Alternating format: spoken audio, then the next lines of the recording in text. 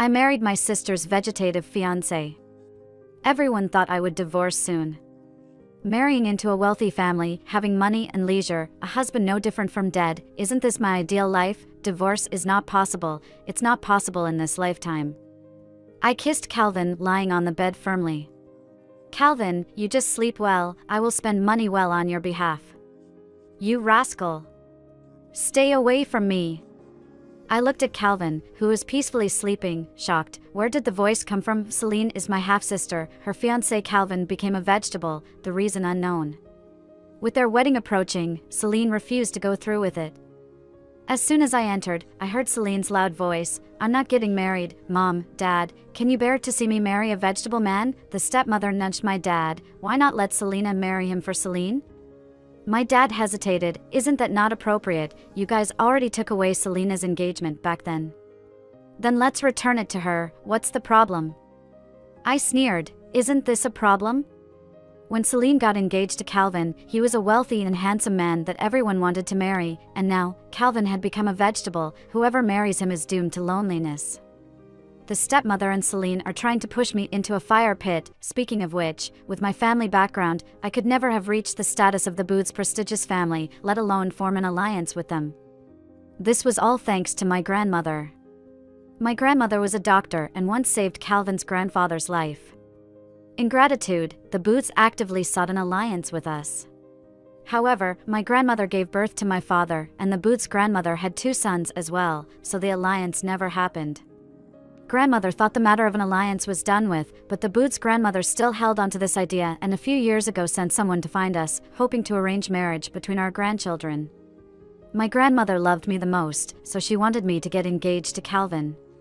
But on the day I was supposed to get engaged to Calvin, I was locked in the room by my stepmother. When I came out, Celine had already completed the engagement ceremony with Calvin on my behalf.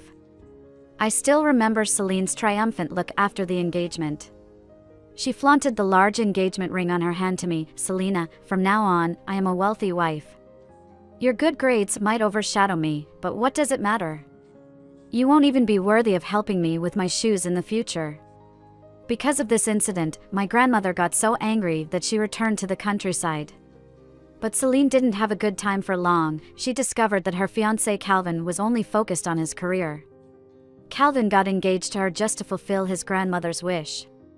Every time she tried to take Calvin out for leisure, he'd say he was too busy with work and advised her, at her age, to focus more on studies rather than indulging in leisure activities, as he heard her grades weren't too good.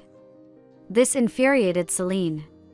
She thought she would cultivate feelings with Calvin slowly after marrying into the Booths. Sooner or later. She believed she could make Calvin worship the ground she walked on.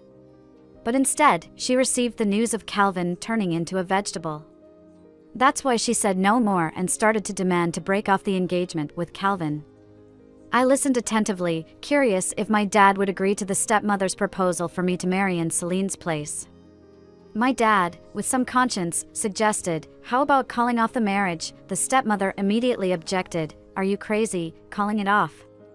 Without the protection of the Booths, your company would have gone bankrupt long ago. Would it have thrived like it is now?" "Exactly, Dad. If you back out now, aren't you afraid of the Booths seeking revenge?" My dad's expression hardened. "I listened to you both, then let Selena marry him." "That's right, Celine deserves better." I tugged at the corner of my mouth. Retracting my earlier statement, my dad had a bit of a conscience, but not too much. For the sake of profit, he could send his biological daughter into the fire pit. Perhaps, in his eyes, Celine was his real daughter, and I was just a pawn to be discarded at any time. I cleared my throat gently, and they noticed me. They exclaimed, "Selena, when did you come back?" "Probably when you were secretly plotting to marry me to Calvin." They looked embarrassed. The stepmother tried to play the family card, saying, "Selena, considering how I usually treat you." I was quite curious how she dared to say those words, so I quizzed, "How do you treat me?" The stepmother thought for a while, but couldn't find any good treatment towards me. She closed her mouth silently. Celine spoke up, "Selena, what will it take for you to marry Calvin then?" I sat down on the sofa. "Give me 30 million. At the mention of money, the stepmother reacted as if she had been asked for her life. 30 million, are you crazy? Our family couldn't be compared to the prestigious family. This 30 million would reduce my dad's assets by half. Moreover, in the stepmother's eyes, the family's possessions belonged to her and Celine. If I took even a penny, my stepmother would feel as if she had lost her life. If you're unwilling, then forget about it.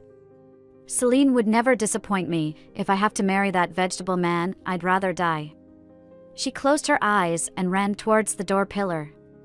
My dad and stepmother quickly stopped her and said to me, "Fine, we'll do as you say." I continued, "You also have to give me the dowry from the booths." The stepmother's face had turned blue before, now it went black. As I suspected, the dowry from the booths seemed to have more value than the 30 million. The stepmother gritted her teeth, "Selena, don't push your luck." The angrier she got, the happier I became. I recall the people from the booths saying that the dowry was meant for Calvin's future wife. "Do you still want Celine to marry him?" Upon hearing that, Celine said, "Mom, give it to Selena. If you don't give it to me, I'll die." She closed her eyes and ran towards the pillar once again. The stepmother, teeth clenched, said, "Fine, I'll give it to Selena." That night, I went from being a poor penniless person with only $1,000 left in my pocket to becoming a small rich woman. My stepmother couldn't stand the sight of me being happy with money. She coldly sneered, "Selena, don't get too proud. Watch out, if Calvin never wakes up, you'll be a lifelong widow." I smiled and said, "I'll accept your blessing." She didn't know that I was secretly longing to marry into a wealthy family, living a life of luxury with a husband who was no different from being dead. Perhaps this mindset came from my father. My father had proven through his actions one thing: having a husband was sometimes worse than not having one at all. My mother was literally driven to death by my father. My father was a complete scoundrel. While my mother was pregnant with me, he brought a pregnant stepmother into our home. During my mother's pregnancy, my father subjected her to emotional abuse and even showed affection towards the stepmother in front of my mother, trying to make her willingly divorce him and leave me behind.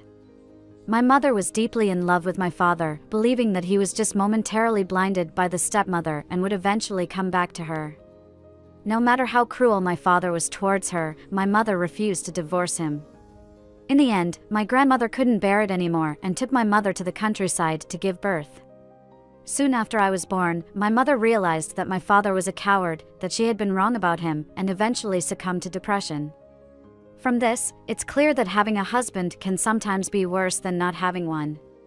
By marrying Calvin, I could lead a life of luxury, where the presence or absence of a husband would make little difference in my life. There was no pain in sight. I was so happy I could burst. A few days before marrying Calvin, his grandmother specifically came to see me. "You're going to marry Calvin for your sister?" His grandmother scrutinized me, her tone filled with dissatisfaction towards my family. She knew that I was often neglected at home, like an unwanted child. Originally, the Booths didn't mind that my family didn't meet their conditions, passing on other potential suitors to arrange the engagement with Celine. Now, with Calvin in a vegetative state, how could my family turn around and complain that they were marrying off their unwanted child to him? I responded calmly, "Actually, I've had a crush on Calvin for a long time. I've always wanted to marry him." His grandmother looked skeptical. "Isn't it your family forcing you to marry?" "Don't worry, I'm a progressive elder. I won't force you to marry Calvin." "No, I must marry Calvin," I said, clutching my heart, and began my performance. I felt that if I didn't marry Calvin, my good morals, character, and even my soul would be destroyed. I, a blossoming young lady, would wither away like a flower. "Grandmother, can you bear to see that?" Driven by the desire for a better life, I put on an astonishing performance, shedding a few tears. His grandmother seemed taken aback and reluctantly agreed. She even handed me a bank card, saying, "I heard that your family life wasn't easy. Here's 10 million, spend it as you please, ask Grandma for more if needed." I was surprised. I hadn't even married into their family yet, and his grandmother was already offering me so much money without hesitation. I could already imagine the happy life I would lead once I entered the Booths family. Trying not to seem insulted by the money, I returned the card, saying, "Grandmother, I can't accept this. I love Calvin for who he is, not for his money." "You stubborn child, just take it." Refusing yet eventually accepting the black card after some back and forth. After my performance, his grandmother was even more pleased with me, concluding that I was a good child but too honest for my own good. She added, "I'm not an old-fashioned grandma. If Calvin never wakes up, you can go find a few men outside who can make you happy." I widened my eyes in disbelief. Was she really saying this? I thought this was another test from his grandmother and was preparing for another act. Just then, a handsome, tall man walked over and affectionately nudged his grandmother. "Darling, the movie is about to start." His grandmother smiled and bid me goodbye, going off to enjoy a sweet moment with the man. Watching his grandmother, I could envision my own beautiful future. As she left, I couldn't help but burst into laughter from happiness. A few days later, I married Calvin. I wore an 18-karat pink diamond ring that shimmered dazzlingly in the sunlight. My stepmother was green with envy, warning me not to get too cocky, that Celine wouldn't be any worse off in her marriage. Celine added, "That's right, I'll only have more than you from now on, never less." I chuckled, "That's well said, just make sure to wipe your mouth before speaking." Celine shot me a fierce look, turned around disappointed, and wiped her mouth.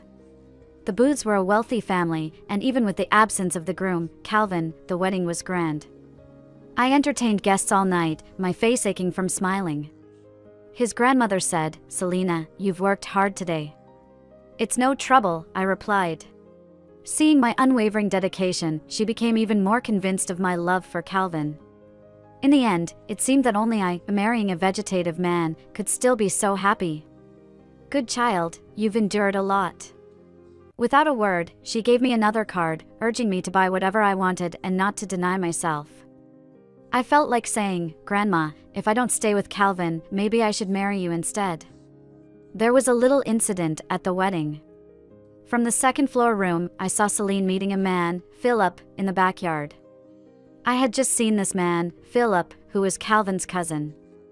If I recalled correctly, Philip and his father worked in Calvin's company and held prominent positions. It seemed like Celine was firm in canceling the engagement with Calvin, not considering the possibility of him waking up. I felt a bit more sympathy towards my fiancé, whom I had never met before, pitted for being in a vegetative state and so thoroughly rejected. After the wedding, I finally met the great misunderstood Calvin. Most of my impressions of him came from financial magazines and interviews he had done. He seemed like a proud and aloof figure. He had a subtle smile that seemed to be for everyone, but one could see a distant look in his deep, dark eyes. He was hard to approach and hard to deceive. At this moment, he was lying on the bed with his eyes closed, his sleeping face calm. He had shed his past sharpness, with a handsome sleeping face resembling that of a sleeping beauty.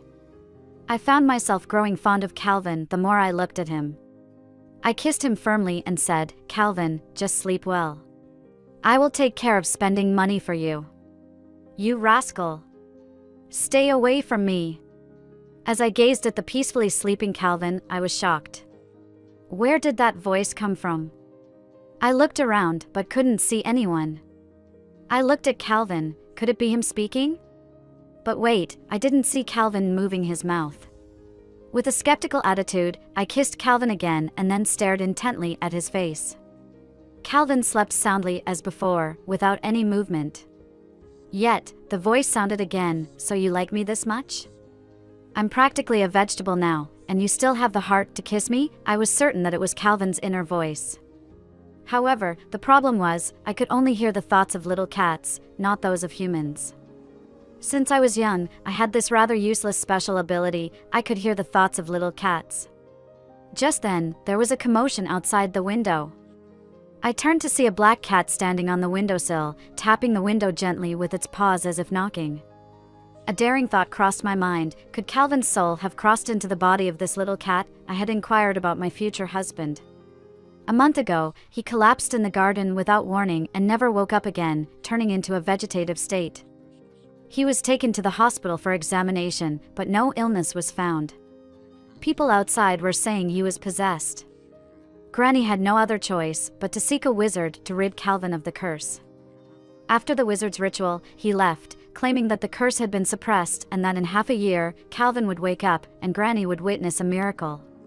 I wasn't entirely convinced by that wizard. I suspected he was a fraud trying to swindle money. As I looked at the black cat that had come to the door, could it be that the wizard had some real power after all? Doesn't this mean that the good days of being wealthy and having a hidden husband will soon come to an end? I quickly realized that I could simply divorce Calvin, as I was a rich woman and could still live a good life. But I couldn't help feeling a bit reluctant to leave Granny. I opened the window and let the black cat in. As soon as the black cat entered, it rushed towards the bed. Its paws touched the edge of the bed, but its whole body seemed to collide with an invisible wall, bouncing off with a thud. With such force, the black cat hit the wall, then landed softly on the ground, spitting out blood. I was startled. Wasn't the wizard's magic supposed to bring Calvin's soul back to his body? Why wasn't Calvin's spirit reuniting with his body? Could this wizard be truly helping Calvin? Why did it feel like he was causing harm instead? This situation was tricky. With that magic in place, I couldn't get close to my own body. The little cat, Calvin, spat out blood while gazing bitterly at his body lying on the bed. I suddenly had a new idea. I crouched down, patting the soft fur of the little cat Calvin, and in a coaxing tone said, "Do you want to get rid of the curse? I can help you. Do you know what I'm thinking?" The green, glass-like eyes of little cat Calvin stared at me in shock. With a slightly raised chin, little cat Calvin said, "Quick, get rid of them." I didn't move. "I can remove them, but you need to prove you are Calvin and not an imposter." Calvin immediately recited his date of birth. "The information you provided can be found online. It doesn't prove your identity unless..." "Unless what?" I smiled slightly. "Unless you tell me your safe deposit box code." I spoke with conviction. "It's not about the money, it's mainly to prove you're Calvin." "You don't have to explain. I can see your deep feelings for me. I saw that earlier." "Saw what?" I suddenly remembered that I had kissed Calvin twice just now. This misunderstanding had escalated. I just wanted to express my liking for the money tree. The safe box opened, revealing various precious jewels and important documents. The radiance of the various diamonds was dazzling, causing me to be a bit dizzy. "If you like them, you can have them." How can I accept such generosity? Calvin looked at me, picked up a diamond and put it in my pocket, raising the corner of his mouth. Why couldn't he see that I felt a bit embarrassed? Helping someone in need. I removed the talisman from Calvin and threw them into the trash can in the bathroom. "Try again." Calvin took elegant cat steps towards his body.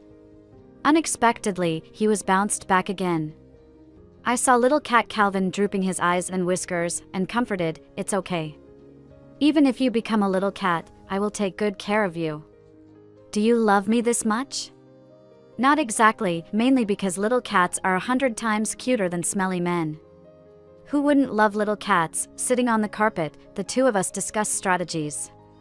"So, you also don't know how you ended up like this?" According to Calvin, that day when he collapsed in the garden, upon waking up, he found himself in a small black cat.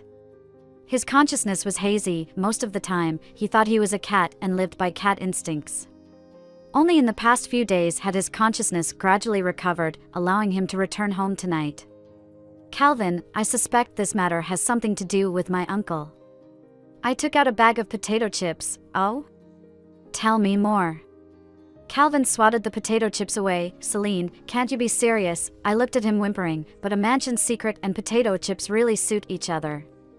"Wait," I gazed at him. "What did you just call me again?" "Ah, Celine." Calvin also realized the issue. "You're not Celine?"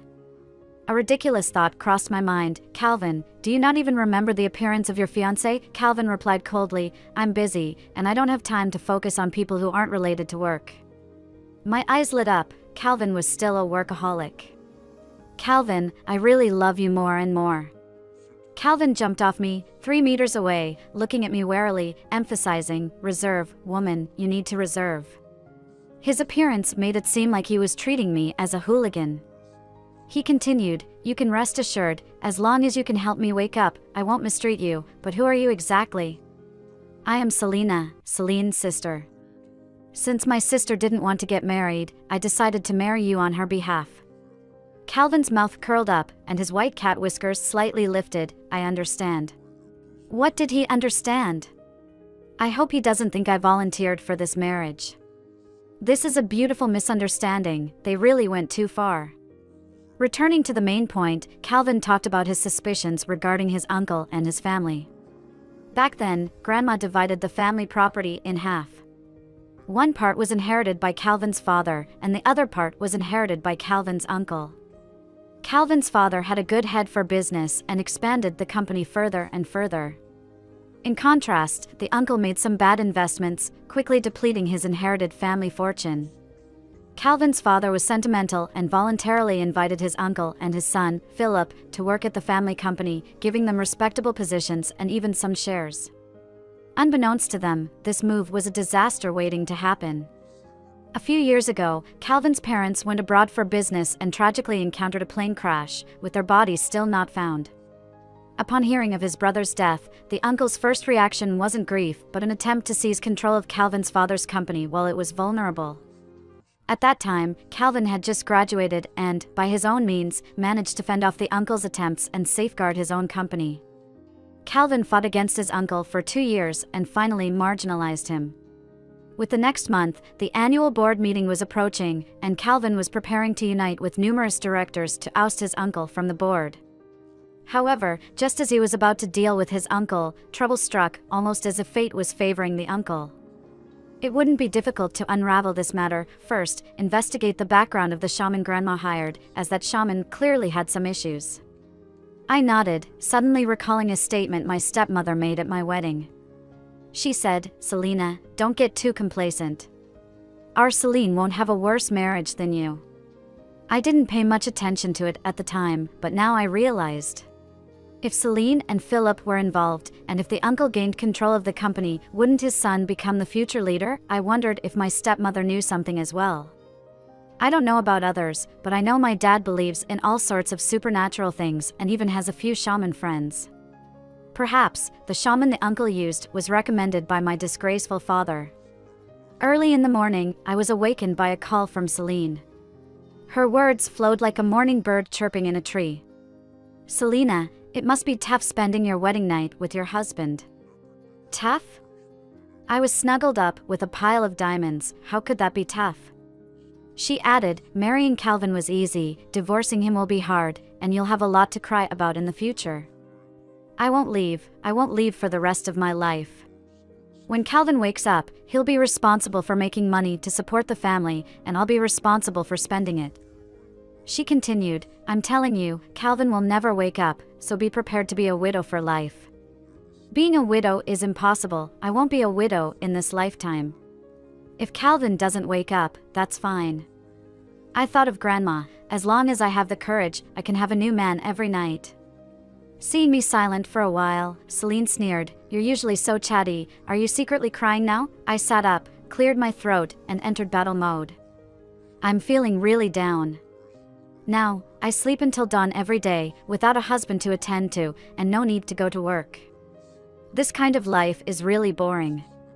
Unlike my sister, who is busy with her healing exams and has to retake a year.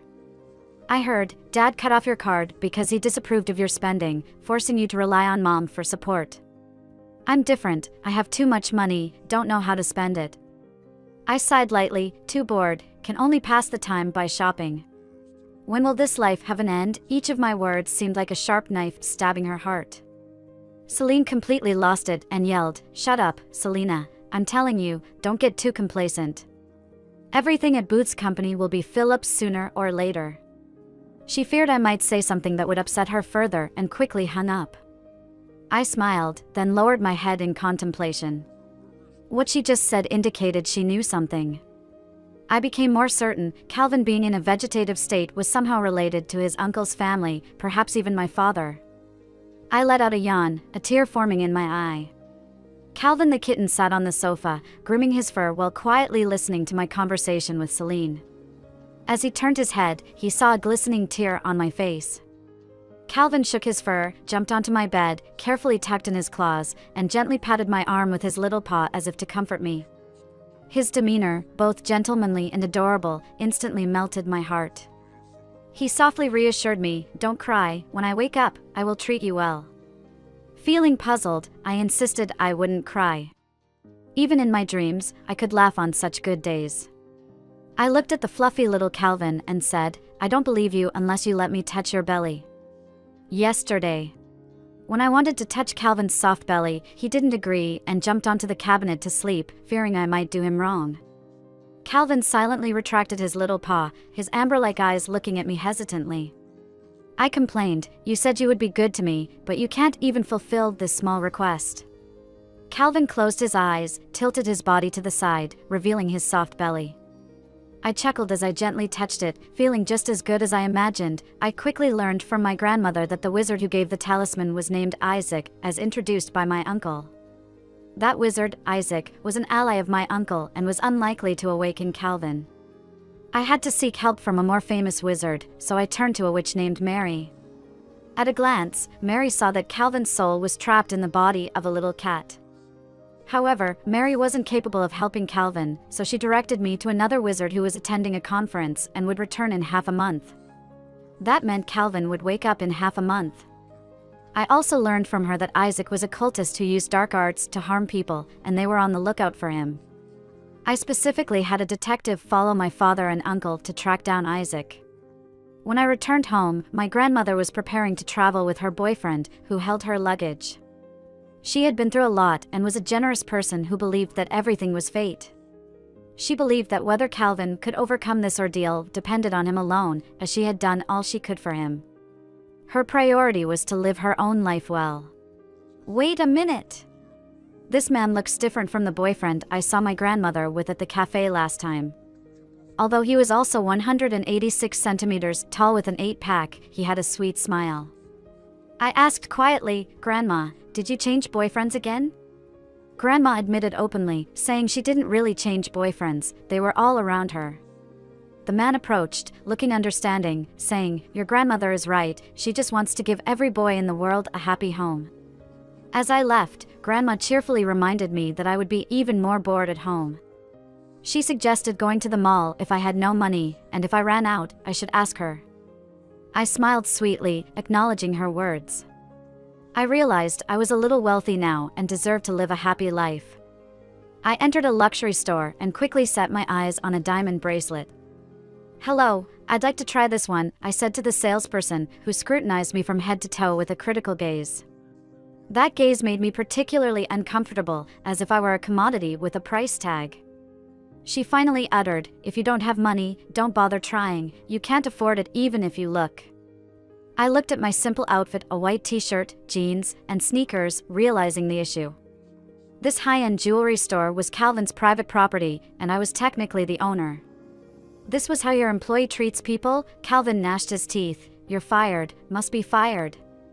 The salesperson, thinking I was addressing her, sneered, you are what you are, and I treat you that way. You bring bad luck, get out of here quickly and don't affect my business.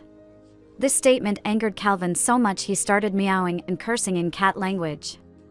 The salesperson, oblivious to the impending trouble, scoffed, these beasts, what kind of look is that? Fuming, Calvin's fur bristled as he lightly nudged my arm with his paw, urging me to call my assistant. Just as I made the call, Celine and Philip entered the store. Celine was still complaining, Philip, Selena scolded me for not having money yesterday. Today, you must buy me bags and jewelry to show off in front of my friends. Sure, I'll buy you. Celine gave Philip a kiss, saying, darling, you're so kind. Then, she noticed me, Selena, what are you doing here? As for Philip, seeing me made him a bit awkward, considering he had taken Calvin's former fiancé.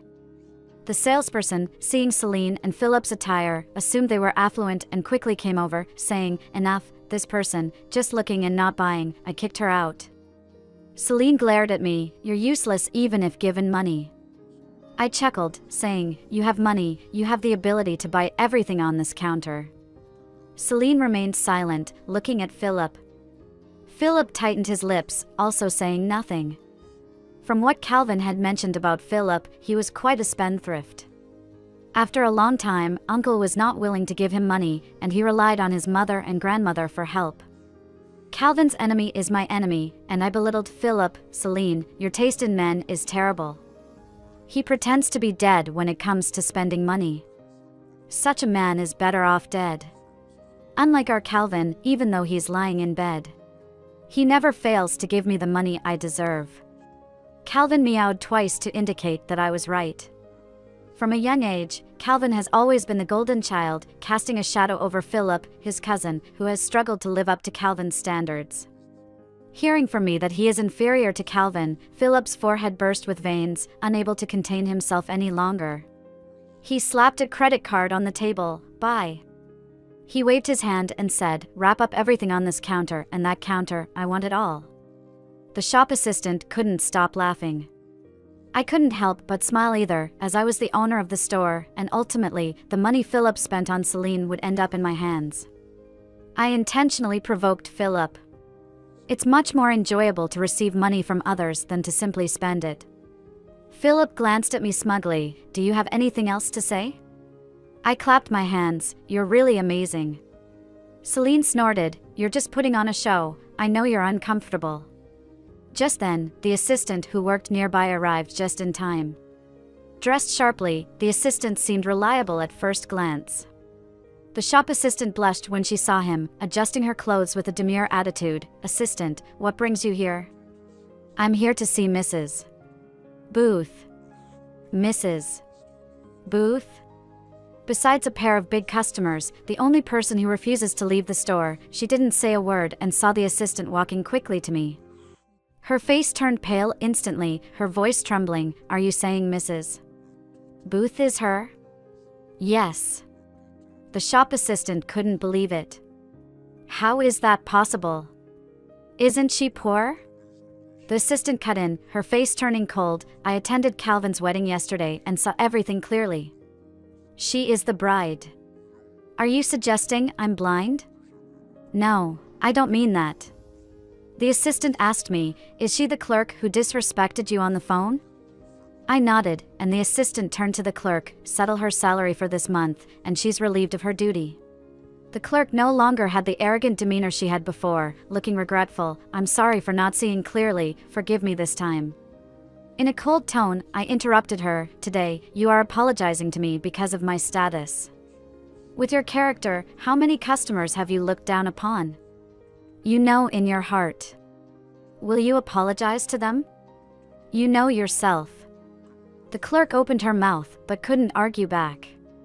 Philip, who always resented Calvin, including the assistant, couldn't hold back and said, "Aren't you being too arbitrary? This isn't your store, you can't just fire people." The assistant smiled faintly. "Philip, you might not know, but this is under Calvin's name. Do you think I can't dismiss a clerk?" Philip was taken aback, his face turning dark. "What? Does that mean I'm?" I smiled and took over the conversation. "Yes, you've spent a whopping $20 million at Calvin's store. Thank you for supporting Calvin's business, and you're welcome to visit again next time." Philip couldn't hold back, muttered a curse. He had just used his mother's supplementary card, and he didn't know how she would blame him later. Celine, unwilling to give me the money, softly suggested, "How about we return these jewels?" Philip erupted, "Shut up, do you want to embarrass me even more?" Celine, pampered by her family, had never suffered any grievances, and her eyes welled up instantly. Philip was inconsiderate and shouted, always crying, "You bring bad luck wherever you go." As he left, Celine followed with red eyes. Before leaving, she left a parting remark, "Selena, don't get too cocky.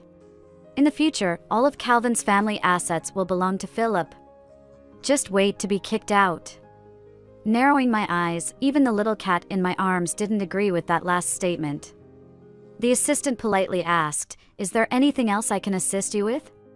Let's continue our discussion at the cafe. Calvin has been away from the company for a month, and he wants to know what has become of the company under Uncle's management. The assistant petted the little cat, only to be swiped away by Calvin. "Selena, this little cat looks a bit like Calvin, doesn't it?" I was surprised that he could tell. The assistant continued, squinting its eyes, looking down on the world, just like Calvin. I smirked. "Is there a possibility that this is actually Calvin?" Assistant's smile froze on his face. "You are really good at joking." I arched my eyebrows slightly. "Do I look like I'm joking?" "Seriously?" The little cat, Calvin, meowed. "Of course it's true." We arrived at the cafe. The assistant, still skeptical, asked me a few questions that only Calvin would know, and I answered them all. He quickly believed his boss had really turned into a little cat. He sighed, "It's really amazing, luckily you can hear the boss's thoughts. Let's talk about company matters." Speaking of this, the assistant frowned. Since Calvin had an accident, the company had almost turned into his uncle's autocracy. He gave a lot of benefits to some of the wavering directors, and they all sided with him. As for the directors aligned with Calvin, they had already been marginalized by his uncle. If things continued like this, the company would sooner or later fall into his uncle's hands. Calvin spoke up, "Selena, you will temporarily take over my position and oversee the company on my behalf." "Oh, but I don't know anything." Calvin looked proud. "Aren't there still me and the assistant?" "That's true. I never expected that in this lifetime I would experience the role of a domineering female CEO. With the arrangement of the assistant and the directors aligned with Calvin, I was supported to take Calvin's place. Of course, my uncle and his subordinates were not happy to see this scene. My uncle accused, capability should match responsibilities. How can a little girl who knows nothing manage the company? Aren't you afraid of running the company into the ground? He then glanced at the little cat in my arms. "Are you here to work or to play with your cat?" The assistant said, "I'll take care of everything." My uncle squinted his eyes. "Are you saying that Selena is your puppet?" "My company does not allow interference from outsiders like you." I interrupted their conversation. "Oh, stop arguing. Isn't it easy for me to handle company affairs on my own later?" My uncle laughed and quickly interrupted the assistant. "Stop talking, I agree, let's settle it this way." He thought it was perfect. Without the assistant watching over me, he could easily manipulate a little girl like me. But the little cat in my arms refused. My uncle probably thought I, a young girl, knew nothing. Within an hour of taking office, he sent his subordinates to bother me. The first manager to enter casually threw the documents on the table. With an arrogant attitude, "Selena, this project. I've had a dream of being a CEO since I was a child, and I quickly slipped into character." I furrowed my eyebrows. "You've reached this level, how can you not understand any manners? Is this how your uncle taught you?" The manager was reluctant. "Look at this project, it has been delayed for a long time, sign it quickly so our project can continue." I opened the folder, and Calvin glanced over it, quickly telling me that this project was a sure loss. He had vetoed it last month, and my uncle was setting me up. I had a clear idea and threw the folder at the manager's head. "How dare you bring a money-losing project to me? If you bring such a project to me again to sign, you won't have a job, get out of the company now." The manager was stunned. "What does a little girl like you know? Should we ask my uncle if this project will make money? If my uncle agrees, and the project loses money in the future, he will be accountable." The manager, of course, did not dare, and left disappointed. The second manager who came and asked me to approve a sum of money for an event. Calvin told me that this event didn't require so much money, at most 1/3 of the budget. "Do we need this much money for the event? Our company doesn't need bloodsuckers like you. Go to the administrative department and get your resignation paperwork done today." This manager had a smile on his face, still expecting me to give him money. But as soon as he heard my words, his smile froze. "No, listen to me." I valued my time and had no interest in hearing his explanations. Due to the influence of novels and TV dramas, my approach was so strong that I completely disregarded the consequences of firing people. My uncle sent a few more people, but none of them got any advantage from me, and even several were dismissed, so he didn't dare to bother me again. I quickly held a meeting and reorganized the company's affairs. My uncle refuted each point of my meeting content, but I countered each argument with reason. In fact, it was all Calvin's doing. My uncle was not Calvin's opponent before, and now he certainly wouldn't be Calvin's opponent. Finally, my uncle, with a black face, left the meeting angrily. The directors aligned with Calvin now greeted me with tearful eyes, saying how lucky Calvin was to marry such a business genius as me, and they no longer feared the company falling into my uncle's hands. The little cat sat on the sofa, hiding its talents and biding its time. Calvin told me that given my uncle's personality, he wouldn't just let it go like this. He would definitely use other means to deal with me, so I should stay vigilant. Sure enough, the next day, my uncle found a new way to deal with me. Early in the morning, as soon as I arrived at the office, I saw 3 handsome men over 6 feet tall standing at the door to greet me. "Who are you?" The leader of the men smiled and replied, "We are secretaries arranged by the administrative department for you." I understood immediately. Meanwhile, the little cat, Calvin, with narrowed cat eyes, exuded hostility and meowed at them. "That's a bit fierce of you, little cat." I affectionately kissed the little cat, trying to soothe it. "You know I love you the most." The little cat snorted and turned away arrogantly. After a while, the little cat said, "I'm not jealous, I just don't like people ruining the office atmosphere." I smiled and said, "I understand everything." Those 3 male secretaries didn't stay quiet for long. Just as I finished handling a batch of documents, the most handsome one among them tried to massage my shoulders. "You must be tired, let me massage you." His face was gentle enough to drown people in affection, but as soon as his hand touched my shoulder, the little cat, Calvin, scratched his hand with a swipe, leaving 5 blood marks on his back.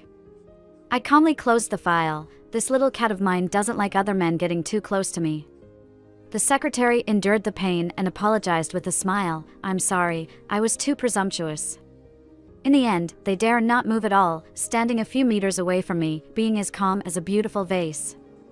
Because of this incident, the whole company is talking about it. I have deep feelings for Calvin and have chosen him for life. After all, if it wasn't for my permission, my cat wouldn't have been able to chase away those male secretaries so boldly. It was the old directors from Calvin's faction who stood even firmer by my side, following my footsteps. Under the guidance of the little cat Calvin, I thwarted many uncle's schemes, and his plan to take over the company was destined to fail. The uncle couldn't sit still, so he specially sent my father over. We met at a coffee shop. My dad asked, "Selena, how have you been recently? Better than at home?" My dad chuckled, "You really know how to joke. Do you plan to remain a widow for life?" I had thought about it, but the wizard would finish participating in the seminar tomorrow to help Calvin's soul return to his body. This meant he would wake up tomorrow. However, after spending these days together, I found Calvin not only handsome but also decisive in business, with a unique charm, and he treated me well. Most importantly, he was very easy to please.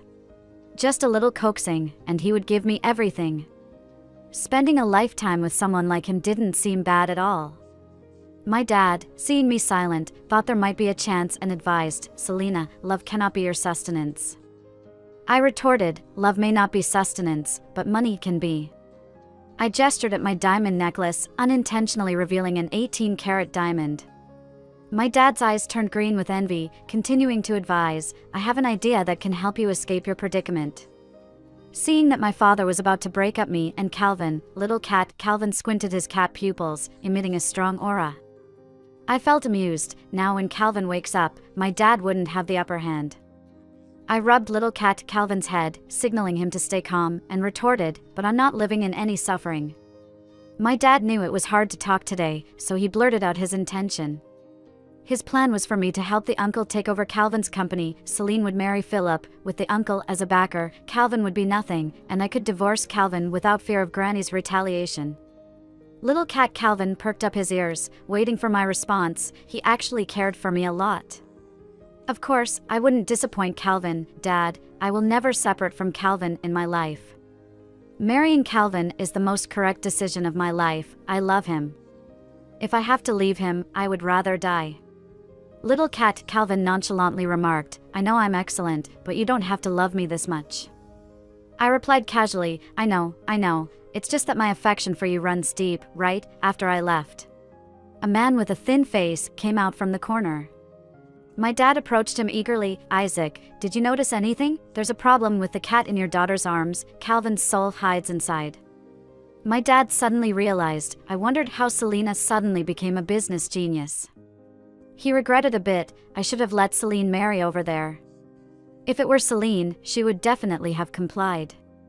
My dad was cunning. He knew not to put all eggs in one basket, which is why he made Celine and Philip close while making me marry Calvin. If the uncle's attempt to take over the company failed, and Calvin woke up luckily, having me in the way, Calvin wouldn't do anything to his father-in-law. My dad played his cards well, but he didn't know I was looking forward to his misfortune. My dad asked again, "So, how should we deal with this cat?" Isaac said ominously, "This time, I will make sure it's annihilated." Late at night, I was sleeping soundly with the little cat when I heard noises downstairs, as if people were fighting. I woke up instantly. Isaac had come remarkably quickly. He had confirmed the cat's identity during the day and was now coming for Calvin's life at night. I knew that Isaac was planning something against Calvin these days. I had been monitoring my dad's movements through detectives. I was well aware of my dad's recent activities.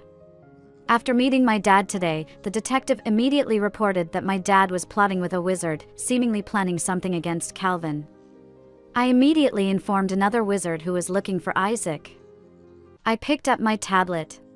Watched the fight downstairs through surveillance. The downstairs was tumultuous, with furniture scattered everywhere. Uncle and my dad's families, who earlier had a satisfied smile, now had pale faces, huddling together shivering. I chuckled, "Serves you right." Ultimately, the wizards formed a formation, trapping Isaac inside, successfully capturing this traitor. As I went downstairs, I saw Philip lying on the ground, Celine crying heartbreakingly, wanting him to wake up without frightening her, while my uncle looked worried. The wizard, seeing my confusion, explained voluntarily, "Isaac tried to attack us using soul transfer magic, inadvertently injuring Philip." Philip had fallen under the same spell that Calvin had once suffered from. With the wizard's help, Calvin quickly woke up from his slumber. Calvin opened his eyes, exuding a sense of dominance. Calvin was not cute at all. "Give me back my cute kitty." I bit my lip, glaring at Calvin resentfully. Calvin's gaze met mine, and as if melting ice and snow, his whole demeanor softened. He gently embraced me, his cool breath surrounding me, his voice low and soothing. "Selena, I've wanted to hold you like this for a long time. You've been through a lot these days." His warm breath tickled my earlobe, making me blush uncontrollably. Dizzy, I looked at his handsome and noble face, swallowing hard. In less than 3 seconds, this face-conquering girl surrendered unwillingly. Calvin might not be cute, but he was handsome, making money, and most importantly, willing to spend money on me. I sneakily reached out and touched Calvin's abdominal muscles, adding another point to his score. He had a good physique. Calvin chuckled and glanced at me, asking, "Do you like touching?" I boldly reached out again and nodded vigorously. "I do like touching." Calvin teased me, "It's a long night, I'll let you touch to your heart's content tonight." My face blushed uncontrollably. Calvin and I went downstairs and saw my uncle, my father, and stepmother searching the garden for the possessed Philip in the bodies of cats and dogs. The wizard had promised my uncle that if they found Philip's soul, he would perform a spell to bring Philip back to life. Philip wasn't found, my uncle was bitten by mosquitoes, and the tension was unbearable. Frustrated and overwhelmed, my uncle swatted at a mosquito buzzing by his ear, instantly killing it and sending its body flying several meters away. He sighed in satisfaction, feeling the world quiet down. But then, Celine's cry filled the house, "Philip, don't scare me, please don't die." Rushing back to the house upon hearing Celine's cry, my uncle found Philip lifeless, his face pale and breathless. His eyes turned red as he confronted the wizard, questioning why Philip had suddenly died despite finding his soul. The animal possessed by Philip had died, causing his soul to dissipate, ultimately resulting in his death. My uncle went mad and asked my father if he had killed any animal. My father denied it, blaming the mosquitoes instead.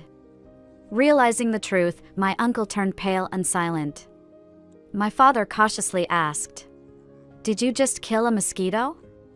My uncle remained silent and then spat out blood, fainting. Celine, crying and sobbing, remarked surprisingly, "I didn't know you were so sentimental." Celine glared at me, "You don't understand. I was already a widow once Philip died."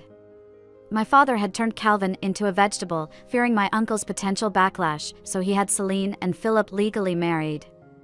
Celine used to mock me for potentially becoming a widow, but ironically, she ended up becoming one instead. Karma, perhaps. Once Calvin woke up, he began confronting these people one by one. My uncle had suffered a stroke due to losing a son and had become a vegetable, unable to cause any trouble. Calvin effortlessly removed my uncle and his entourage from the company, taking advantage of my uncle's vegetative state. Otherwise, Calvin would have had to face legal consequences. It turned out my uncle's wife had long been discontented with his extramarital affairs and blamed him for the death of her child. After my uncle's stroke, she took off with his assets to live a carefree single wealthy life abroad, leaving him alone to suffer the consequences. My father assumed Calvin wouldn't harm him. Little did he know, Calvin held grudges. So Calvin turned my father into a vegetable with the help of the wizard. But Calvin, out of respect for me, made sure to seek my opinion before proceeding. I empathized, "Don't worry about me. Do what you think is right." And what Calvin wanted to do was exactly what I wanted. My father had caused my mother's death and had mistreated me at home. When I was young, my stepmother genuinely wanted me dead, seeing my existence as a reminder of her unsavory past. She believed that my death would erase the memory of her involvement in my mother's demise. If not for my grandmother's protection, I might have been tortured to death by my stepmother. But my grandmother had passed away 2 years ago, leaving me with no more worries. Calvin made my father's life miserable, bankrupted his company, and left him drowning in debt, leading to a life of hiding and evading creditors. My father and his family valued money above all, so without it, they felt worse than death itself. Sometimes debt collectors would catch my father, subjecting him to beatings. At times, my father wished he was in prison. At least there, he'd have regular meals and a peaceful sleep, free from the anxiety of his current life. But Calvin made sure my father never found peace. I felt particularly satisfied knowing my father, who had forced my mother to her death, now experienced her suffering. During his reckoning, my father and stepmother brought Celine to plead on their behalf. After just 10 days apart, my father had aged 10 years, with white hair and a stooped posture, lacking his former vigor. My stepmother and Celine hadn't fared well either, looking haggard, dressed plainly, having sold their valuables to repay debts. Seeing me radiant and prosperous, they remembered their own misery, envy twisting their faces. "Selina, we're sorry for what we did. Please forgive us this time," they implored. I glanced at them, unmoved, and retorted, "If saying sorry worked, why have the police? Am I just your daughter? Can you bear to see me suffer like this?" I smiled faintly, knowing you're not doing well puts my mind at ease. My father clenched his fists, looking sternly at me before glancing at the bodyguards behind me, too scared to speak out. "Selina, we should go take our wedding photos." Calvin descended the stairs. His tall figure exuded a noble and aloof aura, distant yet with a gentle gaze fixed on me. Witnessing this, Celine's face twisted in dismay, her eyes bloodshot with envy. It was supposed to be her marrying Calvin, but in the end, it was me. I walked over with a smile. "Let's go." Calvin felt guilty for leaving me alone to attend the wedding while he was unconscious. So, he decided to hold a grand wedding for us. I was hardly involved in the wedding planning, he took care of everything. Seeing Calvin, my father rushed up to him, emotionally appealing, "Calvin, please forgive me. I may be your father-in-law, but can you bear to see me suffer at this old age?" Celine joined, tucking a strand of hair, feigning fragility. "Calvin," my father was confused for a moment. "Please forgive him this time." Looking at Calvin with teary eyes, Celine attempted to evoke sympathy. I smirked, seeing Celine trying to seduce Calvin right in front of me. Calvin furrowed his brows and coolly instructed, "Bodyguards, please escort them out and ensure no irrelevant people enter in the future." In a heartbeat, my father and his group were ushered out. I was very pleased with Calvin's actions, tiptoed to leave a quick kiss on his cheek. Calvin's earlobes turned red in an instant, and he pursed his lips, modest. "How many times have I told you?"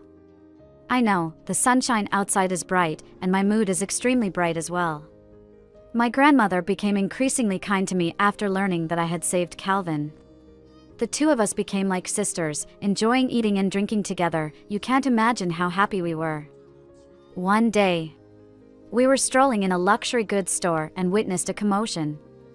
A pregnant girl was being publicly beaten by a wealthy lady, and upon closer inspection, I realized that the girl was Celine.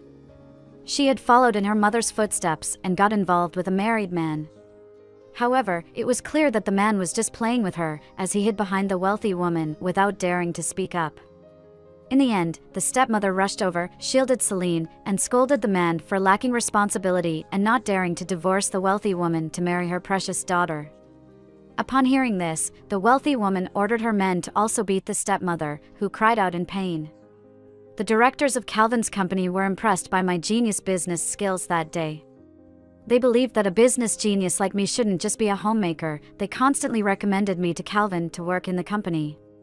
Calvin did not agree, and the directors looked at him with resentment. 6 months later, Calvin and I had a grand wedding.